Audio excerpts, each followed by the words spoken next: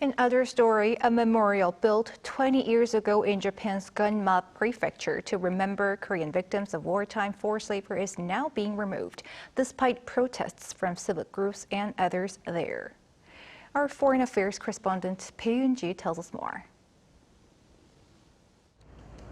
Remembrance, reflection, and friendship. This is what's written on the front of a monument at a park in Gunma Prefecture, Japan, in 3 languages: English, Korean, and Japanese. On the back, it says Japan reflects deeply on the historical facts that caused significant damage to the Korean people, and that it will never repeat the same mistakes. The memorial was built 20 years ago by a civic group in Japan to remember the Korean victims who were forced to work as laborers during Japan's colonial rule of Korea from 1910 to 1945. It was mainly created to promote friendship between the 2 neighboring countries and the public's understanding of the history.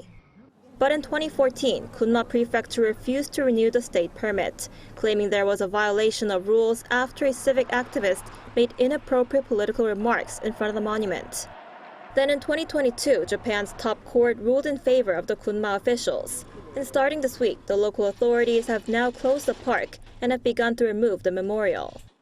Gunma Prefecture gave permission for a monument to be built based on the condition that religious and political events and administrative matters would not be held there.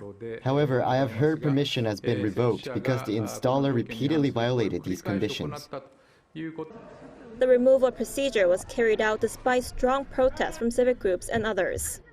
Even the Japanese local news, Asahi Shimbun, said in an editorial on Tuesday that the local government should call off its decision to remove the memorial, calling on them to immediately stop the outrageous action.